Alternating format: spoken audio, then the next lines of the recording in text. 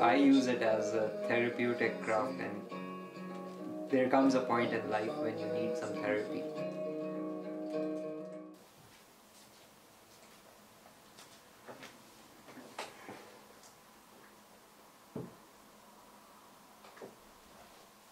In my childhood, I never watched any cartoons. I spent my evenings and mornings in the vegetable fields outside my house. I was doing gardening there. I am inclined towards all the activities that involves the hands.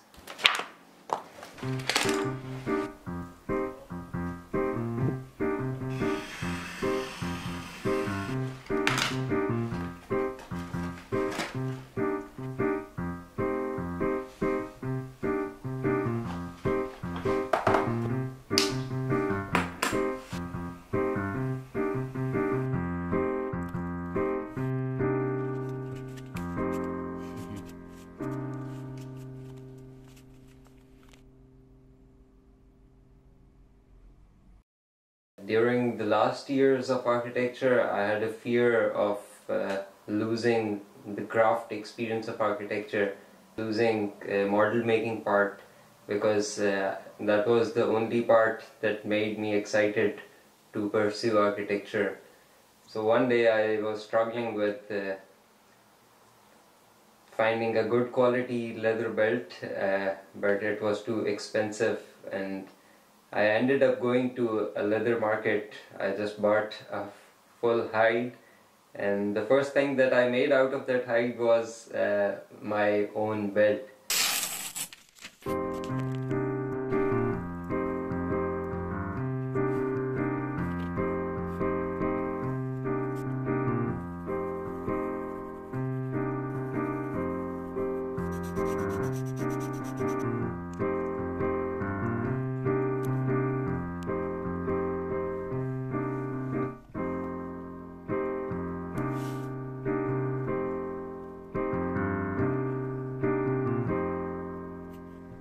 The only experience that I had was watching a saddle maker in my riding school, where he just sat down on the floor and doing a saddle, making a saddle out of a raw hide.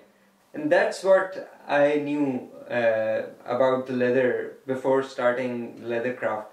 And then when I started practicing the leather thing, the main inclination was the self-teaching experience. I did a promise with myself that I will not watch any video, any tutorial till the time I achieved a finished product. So I started off with so many false attempts that I would say they were the best teacher or the best learning experiences during that craft process. And it's been 8 years I'm practicing this craft thing, and till now I avoid watching the tutorials. I just try experimenting with the situations, with the material, because I personally think doing experiment is the best way of learning something.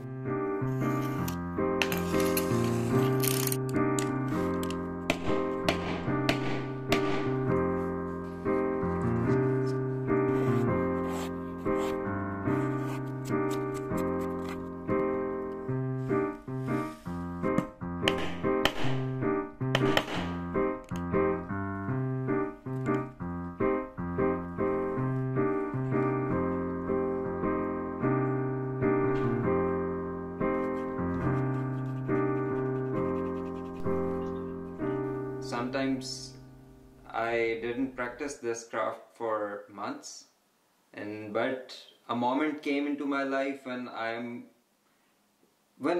need that craft, and that happens during the submission timeline of the studio, the architecture studio. You can't express in a comfort zone, and when your mind is free, you have nothing to do, you won't practice or you won't express yourself. But when you are suppressed by the reality of life, you try to express, and that's how it is going in leather also. Whenever I have urge or I have overburdened architecture work, or when I'm alone, I try to deviate my mind energy to the leather craft, and it works a lot. So there were so many products that I made afterwards with the limited resources. So I just started off doing some card holders, some penny holders, some wallets. I didn't knew anything about leather craft. I was in the learning phase, and at that time the products that I made, I am still carrying some of them because somehow they were more personal than today. My first product, I'm still wearing this belt. It's 8-year-old. It's really close to my heart and it's serving well till now. I'm an analog photographer.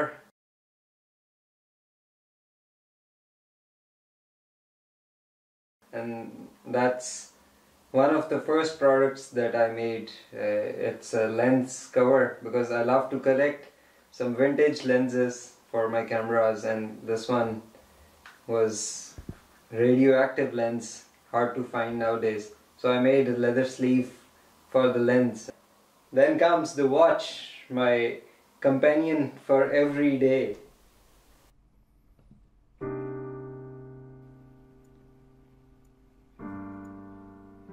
For me, this handcrafted world is like a non-conformist art form in the present era, as we are surrounded by the machines and mechanized world where every product is mass produced, and I think that during this mass production the product loses its essence, it loses its expression. Everything is similar to each other, and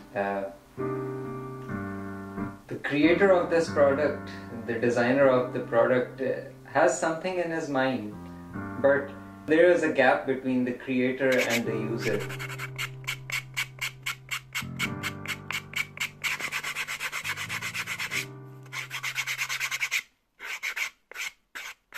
And I think that every one of us should experience this hands-on activity because it connects you with the raw form and then with the finalized product. Somehow it urges you to think about the process.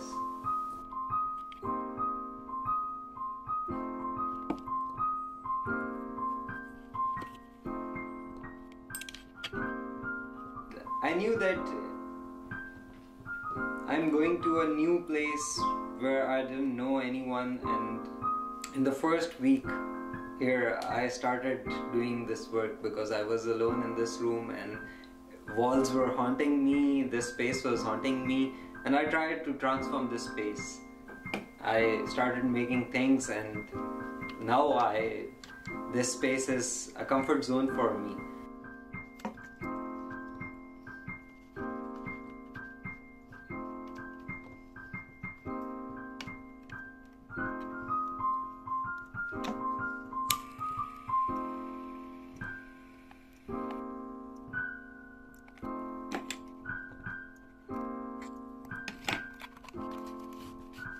Somehow I had a fear to communicate with other people, especially the strangers.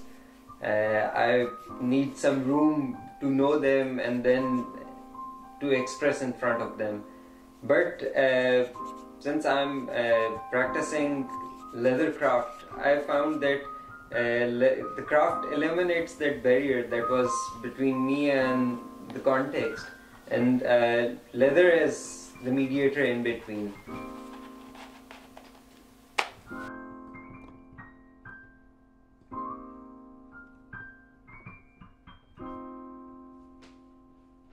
I would say every product is in conversation with my soul, and that's why sometimes I say that I induced my soul into these products, and that is because of that process. The process where you get disconnected from the world and you are just focused on the minute details and how the details collaborate with each other, and collectively they become a whole product.